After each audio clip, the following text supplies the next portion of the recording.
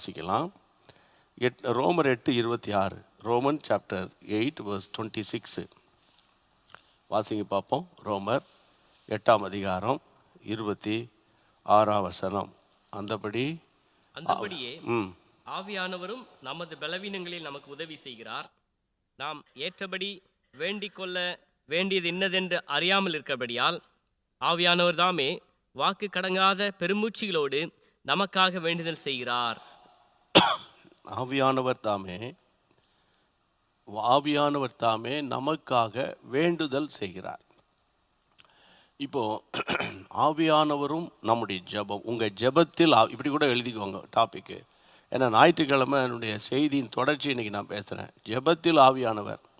இப்போ நீங்களே ஜெபம் பண்ணி அந்த சொன்னதையே சொல்லும்போது போர் அடிக்குது, உங்களுக்கே போர் அடிக்குது இல்லை? என்னடா சொன்னோம், அதுக்குள்ளே எங்கேயோ ஞாபகம் வந்துடும்.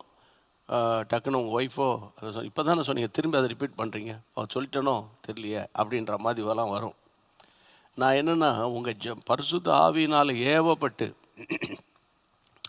பரிசுத்த ஆவியானுடைய நடத்துதலோடு கூட நீங்கள் ஜெபிச்சிங்கன்னா அந்த ஜெபமே உங்களை அறியாமல் உங்களுக்குள்ள ஒரு வித்தியாசம் உண்டாகும்.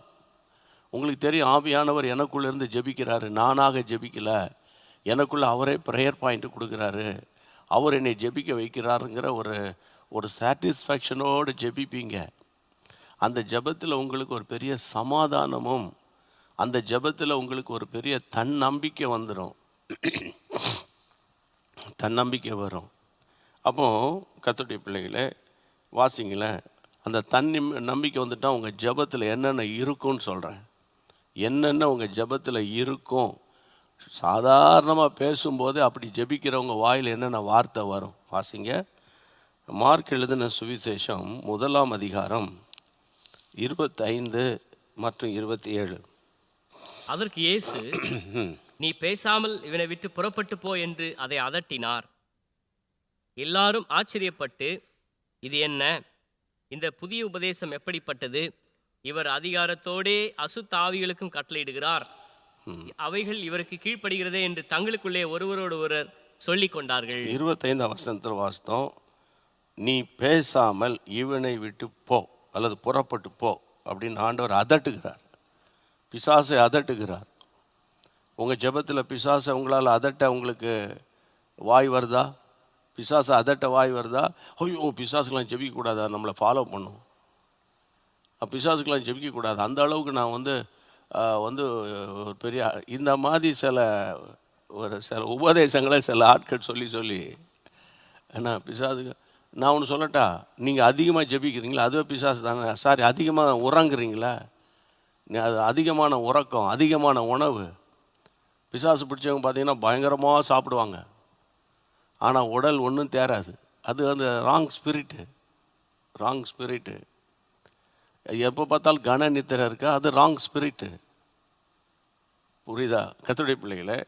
அப்போது வசனம் சொல்லுகிறது, அசுத்தாவி அவனை அலகழித்தது, சத்தம் விட்டு அவனை விட்டு போயிட்டது. எல்லாரும் ஆச்சரியப்பட்டாங்க, இந்த உபதேசம் எப்படிப்பட்டது? இவர் அதிகாரத்தோட அசுத்தாவிக்கு கட்டளை இடுகிறார். அதிகாரத்தோட. நல்ல கவனிங்க, இயேசுவின் ஜெபத்தில் அதிகாரம் இருந்தது. ஒரு அத்தாரிட்டி ப்ரேயர் நீங்கள் பண்ணுறீங்களா? அப்படி அத்தாரிட்டி ப்ரேயர் உங்கள் ஜெபத்தில் ஒரு அத்தாரிட்டி இருக்கு. இயேசுவின் நாமத்தில் நான் ஜெபிக்கிறேன் ஆண்டவரே அப்படின்னு ஊழியக்காரர்கள், ஏன் சில விசுவாசிகள், சில அபிஷேகம் பண்ணப்பட்ட தாய்மார்கள் ஜெபம் பண்ணுவாங்க. அப்படி அதிகாரத்தோடு அதட்டுவாங்க. பொல்லாத சாத்தானே, உனக்கு எதுக்கு, என்கிட்ட எதுக்கு இந்த மாதிரி வேலையில் வச்சுக்கிற அப்படின்னு அவங்க ரொம்ப கேஷுவலாக பேசுவாங்க. எனக்கு அன்பான தேவனுடைய பிள்ளைகளே, இங்கே பாருங்கள், இன்னொரு வசனத்தையும் பாருங்கள். லூக்கா 4ஆம் அதிகாரம். லூக் சாப்டர் 4க்கு திருப்புங்க, கொஞ்சம் படிங்க, இதெல்லாம் ஸ்டடி பண்ணுங்கள். உங்கள் ஜெபத்தை கர்த்தர் ஒரு வலிமையான ஜெபமாக மாற்ற விரும்புகிறாரு. இல்லை பிரதர், நான் ஒரு கேத்தலிக் நான் சிஎஸ்ஐ நான் பெந்தேகோஸ்து நான் என்னென்ன புரியுதா கர்த்தருடைய பிள்ளைகளை? சில கத்தோலிக்க ஃபாதர்ஸ் மாதிரிலாம் ஜெபிச்சாங்கன்னா எப்படி இருக்குது? அவங்களுக்குள்ள அனாயிண்டிங் இருக்கும்போது தேவன் அவர்களை பயன்படுத்துகிறாரு. கர்த்தருக்கு மகிமை உண்டாகட்டும். இங்கே பாருங்கள், நான் வாசிக்க சொன்ன வசனம் என்னது? லூக்கா 4:35 வாசிங்க. அதற்கு இயேசு, ம். நீ பேசாமல் இவனை விட்டு புறப்பட்டு போ அதே என்று. சம்பவத்தை லூக்கா எழுதுறாரு. நீ பேசாமல் இவனை விட்டு புறப்பட்டு போன்னு அதட்டினார். அப்பொழுது பிசாசு ம் அவனை ஜனங்களின் நடுவே விழத்தள்ளி ம் அவனுக்கு ஒரு சேதமும் செய்யாமல் அவனை விட்டு ஒரு போய்விட்டது. சேதமும் செய்யாமல் அவனை விட்டு போய்விட்டது.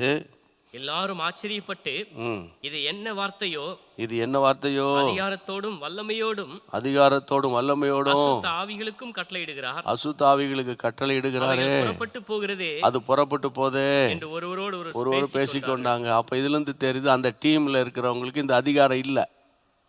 இந்த பேசிக்கிறாங்கள, ஒருத்தர் பேசிக்கிறாங்கள, அந்த டீமில் இருக்கிறவங்களுக்கு இந்த அதிகாரம் இல்லை, ஆளுக இல்லை, பிசாசை துரத்தி பழக்கம் இல்லை.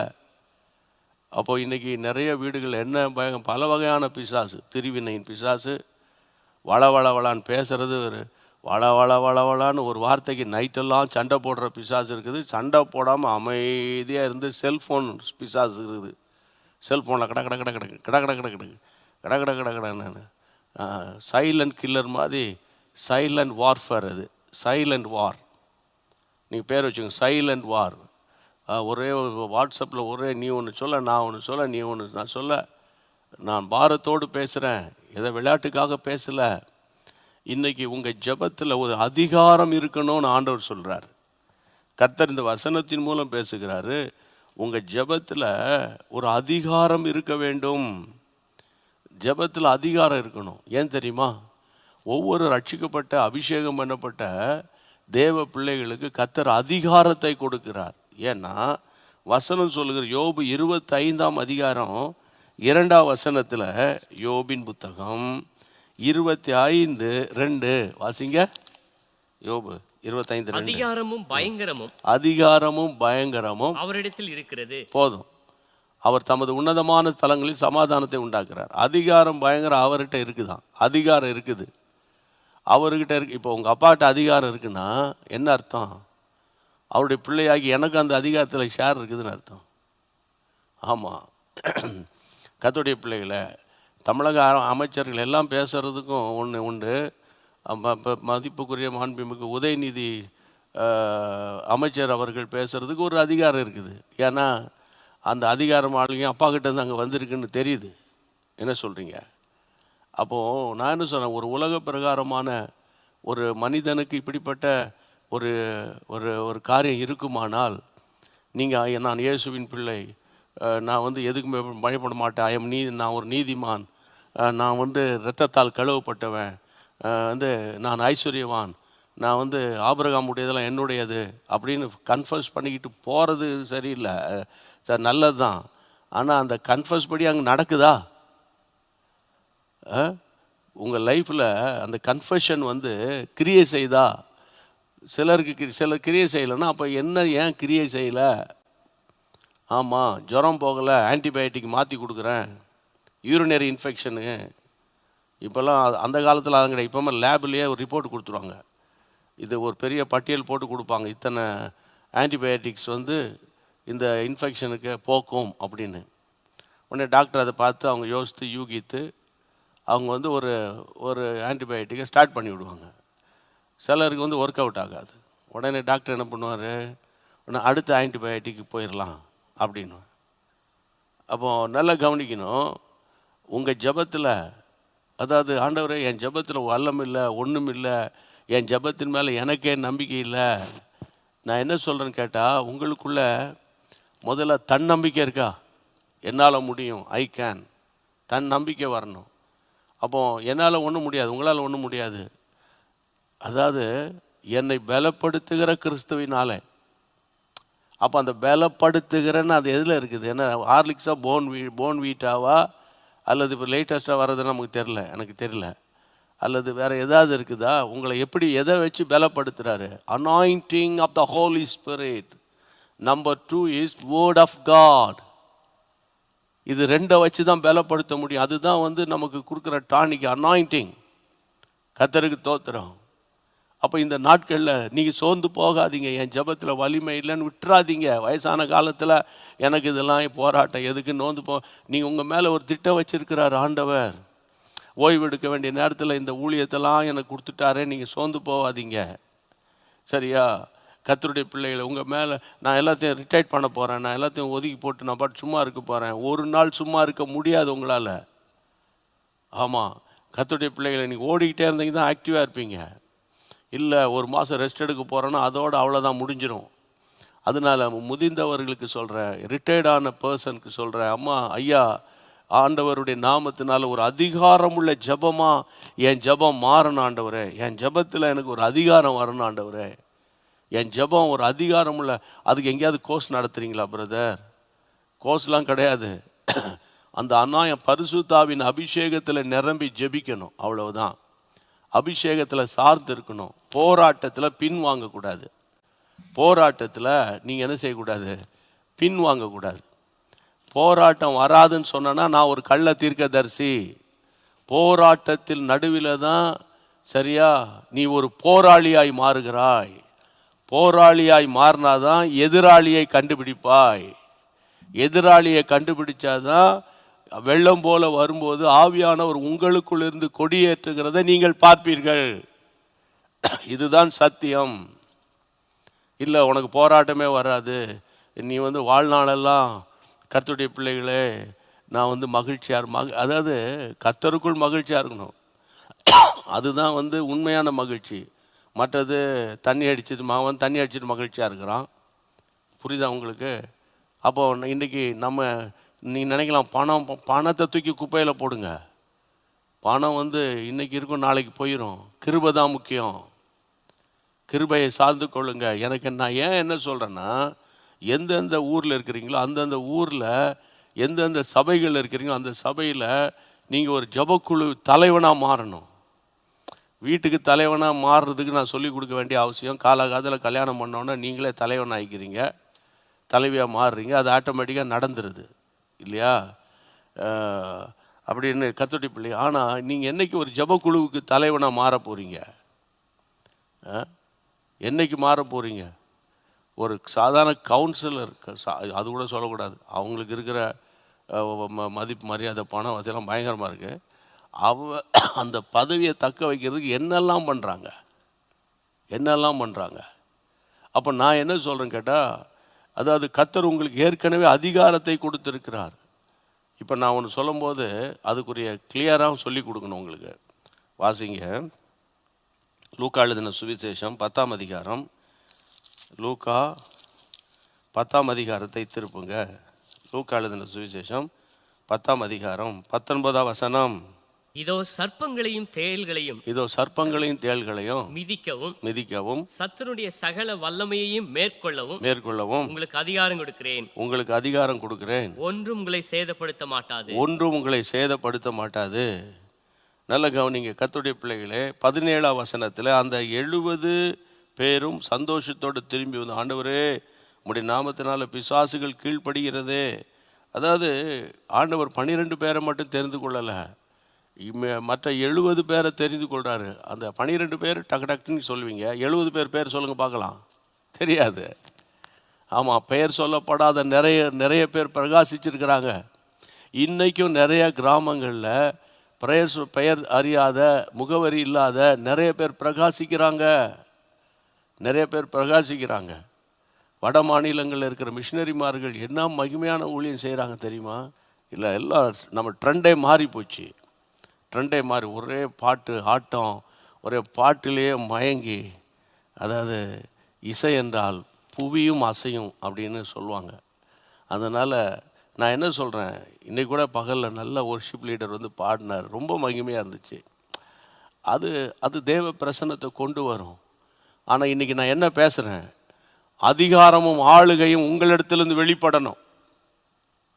அதான் முக்கியம். அதிகாரமும் ஆளுகையும் உங்களிடத்துலேருந்து என்னைக்கு வெளிப்படும்? உங்கள் பாஸ்டர்கிட்ட இருந்து இந்த பிசாசு பிடிச்ச ஆளை கூப்பிட்டு வந்தாங்க பாஸ்டர், நான் ஜெபிச்சேன், விரட்டினேன், பிசாசு அலறி அடித்து ஓடி போச்சு, இந்தாங்க ஞானஸ்நானம் கொடுங்க. உங்கள் பாஸ்டர் எவ்வளோ சந்தோஷப்படுவார்? ஐயா, பணங்கள் கொடுக்க 1000 பேர் இருக்காங்கய்யா, ஊழியம் செய்யறதுக்கு இன்றைக்கி ஆட்கள் இல்லையா? ஆட்கள் இல்லை. ஆலோசனை சொல்கிறதுக்கு 1000 எவ்வளோ பேர் ஆலோசனை சொல்லுவாங்க. ஆனால் கர்த்தருடைய பிள்ளைகளை, கர்த்தருடைய ராஜ்யத்தை கட்டுறதுக்கு இன்றைக்கி ஆட்கள் இல்லை. அப்போ உங்கள் ஜெபத்தில் ஆவியானவருடைய செயல்பாடு இருக்குமானால் உங்களை அறியாத ஒரு அத்தாரிட்டி வந்துடும். Authority prayer. புரியுதா உங்களுக்கு? அந்த ப்ரேயரில் வந்து ஒரு பெரிய ஒரு அதிகாரத்தை கர்த்தர் உங்களுக்கு தந்துடுவார். கையை வைத்து ஆண்டவர் ஸ்தோத்திரம் பண்ணுங்க. மத்தேயு எழுதின சுவிசேஷம் 7ஆம் அதிகாரம், மேத்யூ சாப்டர் 7 verse 28 and 29 வாசிங்க. 7, 28, 29. இயேசு இந்த வார்த்தைகளை சொல்லி முடித்தபோது அவர் வேதபாரகரை போல் போதியாமல் அதிகாரமுடையவராய் அவர்களுக்கு போதித்தபடியால், அதிகாரத்தோடு போதித்தபடியால் ஜனங்கள் அவருடைய போதகத்தை குறித்து ஆச்சரியப்பட்டார்கள். ஜனங்கள் ஆண்டவராகிய இயேசு கிறிஸ்துவினுடைய பிரசங்கம் அல்லது அவருடைய டீச்சிங்கை பற்றி என்ன பண்ணாங்க? வசனம் சொல்லுகிறது, ஆச்சரியப்பட்டார்கள். ஜனங்கள் வந்து அவருடைய அதிகாரத்தோடு பேசுகிறாரே அப்படின்னு அவருடைய பிரசங்கத்தை குறித்து ஜனங்கள் வந்து பயங்கரமாக ஆச்சரியப்பட்டாங்க. எனக்கு அன்பான தேவனுடைய பிள்ளைகளே, அந்த 28ஆம் வசனத்தை திரும்ப வாசிங்க பார்க்கலாம். 7:28. இயேசு இந்த வார்த்தைகளை சொல்லி முடித்தபோது அவர் வேத பாரகரை போல் போதியாமல் அதிகாரமுடையவராய் அவர்களுக்கு போதித்தபடியால், அதிகாரத்தோடு போதித்தபடியால் ஜனங்களுக்கு ஆச்சரியம் வந்தது. இங்கே பாருங்க கர்த்தருடைய பிள்ளைகளை, ஜனங்கள் ஆச்சரியப்படக்கூடிய அளவுக்கு நீங்கள் இயேசுவை பற்றி பேசணும். அதுக்கு தான் நீங்கள் இருக்கிறீங்களே, அதான் எங்கள் பாஸ்டர் இருக்கிறாரு. நீங்கள் என்னைக்கு பேசுவீங்க அது சொல்லுங்கள் முதல்ல. இல்லை எங்களுக்கு அந்த கிருபெல்லாம் இல்லை. 3 வேளை சாப்பிட தெரியுதா? இதுக்கு மேலே என்ன கேட்குறது நான்? அப்போ இதுவரைக்கும் கற்றுக்கொண்ட காலத்தை பார்த்தால் நீங்கள் போதகராக இருக்க வேண்டிய ஆட்கள்னு பைபிள் சொல்லுது. ஆமாம், காலத்தை பார்த்தா இதுக்குள்ளே நீங்கள் பாஸ்டர்ஸ் ஆகிருக்கணும். புரியுதா உங்களுக்கு? ஆனால் இன்றைக்கும் நமக்கு வந்து இன்றைக்கி போதிக்கிற மற்றவங்களுக்கு போதிக்கணுமே. வெளிநாடுகள்லாம் பார்த்தீங்கன்னா ஒவ்வொரு ஏரியாவில் அந்த செல் குரூப்பில் ஒரு டீச்சிங் மினிஸ்ட்ரி நடக்கும். பைபிள் ஸ்டடின்னு குரூப் கூடி இங்கேயும் இந்த கேர் செல்லுன்னு சில சபைகள் அதை செய்கிறாங்க. நல்லபடி கூடி சுற்றி வர ஆட்கள் அசம்பிளிஸ் ஆஃப் காட் நல்லா அதை செய்கிறாங்க. மற்ற சபைகளும் செய்கிறாங்க. ஆனால் நான் என்ன சொன்னேன், பைபிள் ஸ்டடி, இந்த பைபிள் ஸ்டடியை கூடி நீங்கள் வசனங்களை ஆராய்ந்து பார்த்தா தான் அப்போ வந்து நம்ம வந்து ஞானவான்களாக மாற முடியும். அப்போ பெராயா பட்டணத்தார் வேத வசனத்தை ஆராய்ந்து பார்த்ததுனால தெசலோனிக்கரை விட ஞானம் உள்ளவங்களா மாறிட்டான் பைபிளை வாசிக்கிறோம். அப்போ இன்றைக்கி நான் என்ன சொல்கிறேன்னு கேட்டால், அதிகாரத்தோடு நம்ம போதிக்கணும். யாருக்கு பயப்படக்கூடாது. அவங்க நான் ஒன்று சொல்கிறேன் கேளுங்க, இவங்க எனக்கு காணிக்கை கொடுப்பாங்களா? அவங்க இங்கே பாருங்கள், நம்ம ஊழியத்துக்கு என்றைக்கு நீங்கள் வந்தீங்களோ, உடனுக்கு கிராம ஊழியர்கள் சொல்கிறேன், சுவிசேஷ ஊழியர்களுக்கு சொல்கிறேன், பாஸ்டர்ஸுக்கு சொல்கிறேன், எல்லாருக்குமே சொல்கிறேன், நீங்கள் என்றைக்கு நீங்கள் ஊழியக்காரன் என்ற ஸ்தானத்துக்கு வந்தீங்களோ உங்கள் கவர்மெண்ட் வந்து பரலோகம். சரியா? கவர்மெண்ட் அது நம்ம மற்ற இந்தியன் பேங்க்கு, அந்த பேங்க்கு, இந்த பேங்க்கு, ஐசிஐசிஐலாம் ஒரு நேரம் ஒர்க் பண்ண அப்புறம் வந்து திடீர்னு ஹேங் ஆயிரும். புரியுதா உங்களுக்கு? ஹேங் ஆகிட்டுனா அது எவ்வளோ பெரிய பயங்கரமான ஜிஎம் இருந்தாலும் ஒன்றும் செய்ய முடியாது. அதுக்கப்புறம் அந்த சாஃப்ட்வேர் இன்ஜினியர் ஹார்ட்வேர்காரங்களாம் வந்து தான் சரி பண்ணணும். ஆனால் பரலோக வங்கி வந்து ஹேங் ஆகாது, எப்பவுமே ஹேங் ஆகாது. அது வந்து அதனுடைய போஷிக்கும், பராமரிக்கும், பாதுகாக்கும். ஆனால் அளந்து கொடுக்கும். சில நேரத்தில் அள்ளி கொடுக்க வேண்டிய நேரத்தில் அள்ளி கொடுக்கும். புரியுதா? அப்போ இன்றைக்கி நான் என்ன உங்களோட பேசுகிறேன்னு கேட்டால், அதிகாரத்தோடு இயேசு போதித்தார். அப்போ ஒவ்வொரு தேவ மனிதர்களும் பேசும்போது ஒரு அத்தாரிட்டி இருக்கணும், அதிகாரத்தோடு பேசணும். ஐயோ இவங்க பிரசங்கம் பண்ணால் அடுத்த வாரம் வரமாட்டானே. நான் ஒரு ஆலயத்தில் ஒரு லுத்தரன் சபைக்கு போயிருந்தேன்னா, ஞாயிற்றுக்கிழமை ஆராதனையில் பேசிக்கிட்டே இருந்தேன். பேச பேச பேச பரிசுத்த ஆவியானுடைய ஏவுதலோடு பேசுகிறத நான் நல்லா ஃபீல் பண்ணி ஒரு ஹெவி அனாயிண்டிங் அன்னைக்கு ஒரு ஃப்ளோ பண்ணிக்கிட்டே இருக்குது. பேசிக்கிட்டே இருக்கிறேன். இடது பக்கத்தில் ஒருத்தர் பெரிய மீசை வச்சுட்டு வந்து ஒரு மாதிரி முரண்டதனம் பண்ணிக்கிட்டு அவருடைய பாடி லாங்குவேஜ் சொல்லுது, பிரசங்கத்தை நிறுத்துறா, நீ யாரா வந்து இங்கே பேசுகிறதுக்கு அப்படின்ற மாதிரி அவர் வந்து ஒரு மாதிரி பண்ணிக்கிட்டே இருந்தார். எனக்கு நல்லா தெரியுது. இருந்தாலும் அது ஒரு ஸ்பிரிட்டை இங்கே ஒரு மேனிஃபெஸ்ட் பண்ணுதுன்றது எனக்கு தெரிஞ்சுட்டு நான் பாட்டுக்கு நம்ம ஸ்டைலில் பேசிக்கிட்டு இருக்கிறேன். பிரசங்கம் பண்ணி முடித்தோடனே முடித்த உடனே வந்து அந்த பாஸ்டர்ஸ், அந்த அங்கே இருக்கிற லீடர்ஸ்லாம் சொன்னாங்க, ஐயோ அண்ணா நீங்கள் பேசின பிரசங்கம்லாம் அங்கே உட்காந்து அவர் தான் இப்படி தொல்லைப்படுத்திகிட்டே இருந்தார். அவர் தொல்லைப்படுத்துறதை நாங்கள்லாம் என்னமோ உங்கள்கிட்ட வந்து சொன்ன மாதிரி நீங்கள் அதை கேட்டுட்டு இன்றைக்கி வந்து இப்படி ஒரு போல்டாக பேசிகிட்ருக்கீங்க, அவ்வளவும் அவர் தான் பண்ணுற வேலைங்க அப்படின்னார். எனக்கு தெரியாது பாருங்கள். ஆவியானவர் வந்து அந்த ஆள் பண்ணுற காரியத்தெல்லாம் எனக்கு வெளிப்படுத்தி நான் பேசுகிறேன். சரியா, நான் பேசுகிறேன் தேவனுடைய பிள்ளைகளே. அப்போது உண்மையில் அது வரைக்கும் நான் ஸ்பிரிட்டில் பேசிக்கிட்டு இருந்தேன், ஆவிக்குள்ளாக நிரம்பி அதிகாரத்தோடு பேசினேன். இப்போ மீட்டிங் முடிஞ்சு போச்சு. நம்ம சாதாரண மனிதனாக நிற்கும்போது இவங்கெல்லாம் வந்து என்கிட்ட பேசினாங்கல்ல, அவர் அங்கேருந்து ஒரு மாதிரி முறைச்சி பார்க்குறாரு. இவனை விட்டா அடி, இப்போ நான் வரப்போகிறேன், இப்போ இவனை கேட்க போகிறேன் அப்படின்ற மாதிரி அவர் பண்ணுறாரு. ஐயோ என்ன பண்ண போகிறாரோ தெரியலையே அப்படின்னு அவங்க பேசும்போது எனக்கு அதை விட கொஞ்சம் பயம் வந்துச்சு. ஐயோ தெரியலையே என்ன பண்ண போகிறான், இருந்தாலும் திட்ட போகிறான், நம்ம என்ன பதில் சொல்ல போகிறோன்னு. திடீர்னு ஒரு 5 நிமிஷத்தில் பார்த்தா ஆளே காணும், போயிட்டார். இதுலேருந்து என்ன புரியுது உங்களுக்கு? அதாவது பரிசுத்த ஆவியில் ஏவப்பட்டு அதிகாரத்தோடு பேசினா பிசாசு அடங்கிடும். நீங்கள் சிலர் அடிக்கணும், உதைக்கணும், சிலருக்காக ஆப்போனண்ட்டாக பேசணுங்கிற பிளான் பண்ணி பேசுனீங்கன்னா பேசிகிட்டு இருக்கும்போதே சண்டை வந்துடும். உங்கள் அதிகாரத்துக்கு ஒருத்தரும் கீழ்ப்படிய மாட்டாங்க. உங்கள் அதிகாரத்துக்கு ஒருத்தரும் கீழ்ப்படிய மாட்டாங்க. அதுக்கு ஒரு அனாயிண்டிங் வேணும், அதுக்கு ஒரு ஸ்பெஷல் கிரேஸ் வேணும். அப்போ அதெல்லாம் உங்களுக்கு தான் தருவாரா? அப்படி எங்கள் பைபிள் இருக்குது. ஆமாம், அதை பயன்படுத்தணும். ஆமாம், என்னை அழைத்தவர் தேவன், என்னை சாப்பாடு கொடுக்குறவர் ஆண்டவர், என்னை போஷிக்கிறவர் கர்த்தர். அதனால் கர்த்தருடைய பிள்ளை நீ வெளியே போப்பானா தோத்திரம் பண்ணி நாங்கள் வெளியே வருவோம். என்ன சொல்கிறீங்க? நான் என்ன சொல்கிறேன்னா, நீங்கள் சாதாரண ஒரு ஏழ்மை குடும்பத்தில் இருந்தாலும் சரியா முடிக்கலாம் கொஞ்ச நேரத்தில். கஷ்டப்பட்ட குடும்பத்தில் இருந்தாலும், கஷ்டப்பட்டுக்கிட்டு இருந்தாலும், வருமானம் குறைவு, சரியா, தேவைகளோ அதிகம், என்ன பண்ண போகிறோன்னு தெரியலப்பா, அப்படி இருந்தாலும் நீங்கள் ஜெபம் பண்ணுங்கள். சாத்தானே, இயேசுவின் நாமத்தில் சொல்கிறேன், தருத்தரத்தின் ஆவியை நான் உன்னை மேற்கொள்வேன், என் மீட்பர் உயிரோடு இருக்கிறாரு, கர்த்தர் நடத்துவார் அப்படின்னு நீங்கள் ஜெபிக்கணும். ஆவியில் நிரம்பி பிசாசை அதட்டி பழகணும், பிசாசை அதட்டி பழகணும். அப்போ நீங்கள் அப்படி ஜெபிக்க உங்களை அறியாத ஒரு அதிகாரம் உங்களுக்குள்ளே கர்த்தர், அந்த அத்தாரிட்டியை கர்த்தர் கொடுப்பார், அத்தாரிட்டியை கொடுப்பார். நம்ம சாதாரணமாக தான் இருப்போம், இருக்கிற வண்ணமாக தான் இருப்போம். ஆனால் அந்த ஜெபம் வந்து ஒரு பவர்ஃபுல்லாக மாறிடும், பவர்ஃபுல்லாக மாறிடும். இங்கே பாருங்கள், காவல்துறையினர் வந்து அந்த காக்கி சட்டை போட்டோன்னா அவங்களுக்கு ஒரு அதிகாரம், ஒரு ஆளுமை வந்துடும் இல்லை? அந்த அதிகாரத்தை பயன்படுத்துவாங்க, அதிகாரத்தை பயன்படுத்துவாங்க. அவங்கள அறியாமலே வந்துடும், அது வந்துடும் அவங்க.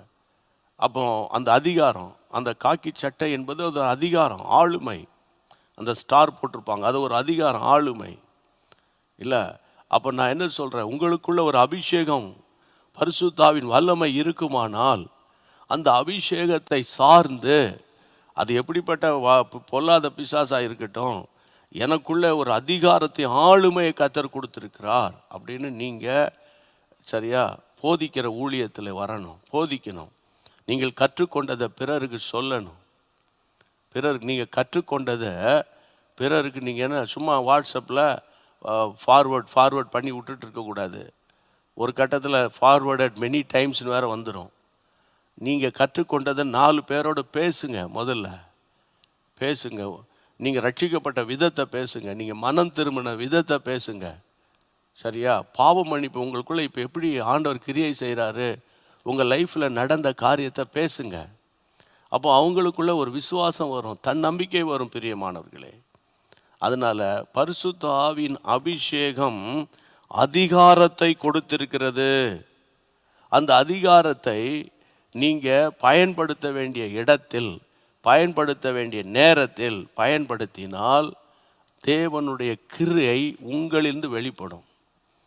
இப்போ நீங்கள் நிறைய பிள்ளைங்க படிச்சுட்டு போகிறாங்க, கடைசியில் பார்த்தா நீட் மார்க்கில் 2 மார்க்கில் போயிடுச்சு, 3 மார்க்கில் போயிடுச்சு. நல்லா தான் படிக்க வச்சேன். நாங்கள் இருக்கிறது சென்னையில், ஹைதராபாத்தில் கொண்டு போய் ஒரு கோச்சிங் கிளாஸில் சேர்த்து படிக்க வச்சோம் அப்படிலாம் சொன்னோம். அவ்வளோ லட்சக்கணக்கான பணம் நஷ்டம். நல்லா தான் படித்தான். இப்போ இதுலேருந்து என்ன ஏன் சொல்கிறேன்னா, நீ நல்ல ஆவியில் நிரம்பி அந்நிய பாஷையெல்லாம் பேசுகிறதெல்லாம் இருக்கட்டும், லார்ட் இஸ் குட் ஆல் த டைம்லாம் இருக்கட்டும். உங்களுக்குள்ளிருந்து வல்லமை வெளிப்பட்டால் தான் அடுத்தடுத்த ஜப ஊழியத்துக்குள்ளே நீங்கள் போவீங்களே தவிர, அல்லாவிட்டா 4 ஏர் கண்டிஷன் ரூமில் 4 சுவர்கள், Lord is good all the time, praise God, ஆமே நல்லா இருந்துச்சு, ப்ரைஸ் காட். நீங்கள் ஒரு ப்ராக்டிக்கலாக ஒரு நெருக்கத்தின் பழியாக போகும்போது நீங்கள் ஜெபிச்சு நீங்கள் அதில் கர்த்தர் உங்களுக்கு செய்கிற கிரியைகளை சரியா அதை நீங்கள் ஷேர் பண்ணும்போது தான் உங்களை மாதிரி பாதையில் வருகிறவன் அதை கேட்கும்போது அவனுக்கு ஒரு தன்னம்பிக்கை வரும்.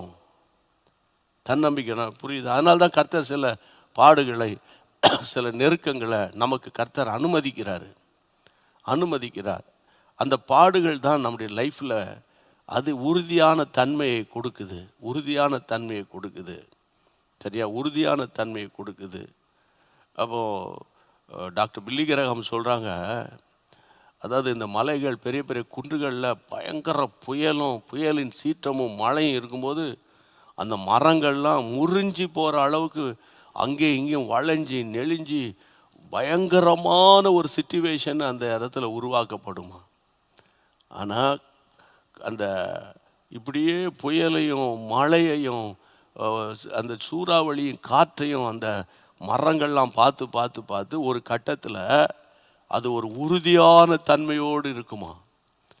அதுதான் கிறிஸ்தவ வாழ்க்கையில் சில நேரங்களில் வீசுகிற புயல், கிறிஸ்தவ வாழ்க்கையில் சில நேரங்களில் வீசுகிற உபத்திரவங்கள் அவர்களை உறுதியான தன்மைக்கு நேராய் நடத்துகிறது.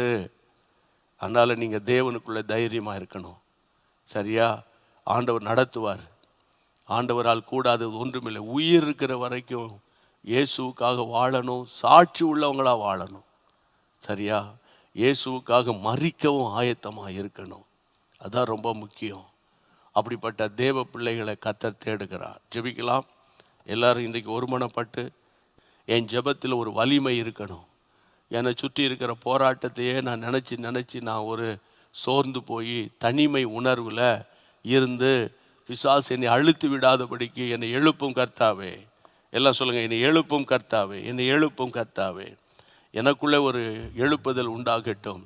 அன்றைக்கு எலியா, போதும், நான் ஊழியம் செஞ்சது போதும், பட்ட பாடு போதும், உமக்காக பிரகாசித்தது போதும். ஆமாண்டவரே, நான் சாகணும்ப்பா, நான் வாழ்க்கையை முடிச்சுக்கிற போகிறேன்ப்பா, இனிமேல் வாழ பிரியப்படலைப்பான்னு அவன் சொன்ன போது, எலியாவே, நீ போக வேண்டிய தூரம் வெகு தூரம், எழும்பு, இந்தா சாப்பிடு, நீ போக வேண்டிய தூரம் வெகு தூரம் என்று அவனுக்கு பைபிளில் வாசிக்கிறோம். ஒரு நல்ல சுட ஒரு தழலில் சுடப்பட்ட ஒரு அடை தண்ணீர் தலைமாட்டில் கொண்டு வந்து கொடுத்து எழும்பி நடக்கத்தான் அந்த சாப்பாடு கொடுத்தாரே தவிர திரும்பி படுக்க கொடுக்கல. திரும்பி சாப்பிட்டு படுத்துக்கோப்பா, ரொம்ப சோர்ந்து போயிருக்கிற, பரவாயில்ல படுத்துக்கோ, ஆனால் இதையும் சாப்பிட்டு படுத்துரு, இதை சாப்பிட்டுட்டு படுத்துக்கோ அப்படி சொல்லலை. 3 வேளை சாப்பிட்டு நான் சோர்ந்து போயிட்டேன்னு சொல்கிற தேவ பிள்ளைகளுக்கு தான் இது பேசுகிற கர்த்தர், இந்த வார்த்தையை கர்த்தர் பேசுகிறாரு. ஆமாம் எலியாவை, எழும்பு, இந்த இந்த இந்த இந்த இதை சாப்பிடு, சுட வந்திருக்குது, சாப்பிடு, தண்ணியை குடி, எழும்பு, நட, நீ போக வேண்டிய தூரம் வெகு தூரம். 40 நாட்கள் இரவிலும் பகலிலும் ரெஸ்ட் எடுக்காமல் நடந்து போனான். கர்த்தர் அப்படிப்பட்ட கிருபையை உங்களுக்கு வைத்திருக்கிறான்னு விசுவாசிக்கிறேன். சோர்ந்து போயிடாதீங்க. நம்பிக்கையுடைய சிறைகளே, அரணுக்கு திரும்புங்க. சோர்ந்து போகாதீங்க. ஊழியர்களே, ஊழியக்காரிகளே, சோர்ந்து போகாதீங்க. சகோதரிகளே, சோர்ந்து போகாதீங்க. கர்த்தருடைய கரம் உங்களை தாங்கும். ஆண்டவரே, இந்த புதன்கிழமை ஜெபம் ஒரு கூட்ட ஆத்துமாக்களை தட்டி எழுப்புறதுக்காக நான் உமக்கு நன்றி சொல்கிறேன்ப்பா. உம்முடைய பிள்ளைகள் பலவித இன்னல்களில் கஷ்டப்பட்டுட்டாங்கப்பா. ஆண்டவரே, உம்முடைய கரம் கூட இருந்து அவர்களுக்கு அவங்களுடைய ஜெபத்தில் ஒரு அதிகாரத்தையும் பிசாசின் மேல் ஆளுகையையும் கிருபையும், அவங்க பேச யாருக்காவது ஷேர் பண்ணாங்கன்னா அவங்க டெஸ்டிமனியோ அல்லது அவங்க வசனங்களை ஷேர் பண்ணும்போது ஒரு அத்தாரிட்டியோடு பேசக்கூடிய ஒரு அபிஷேகத்தை கர்த்தர் அனல் மூட்டி தாரும்.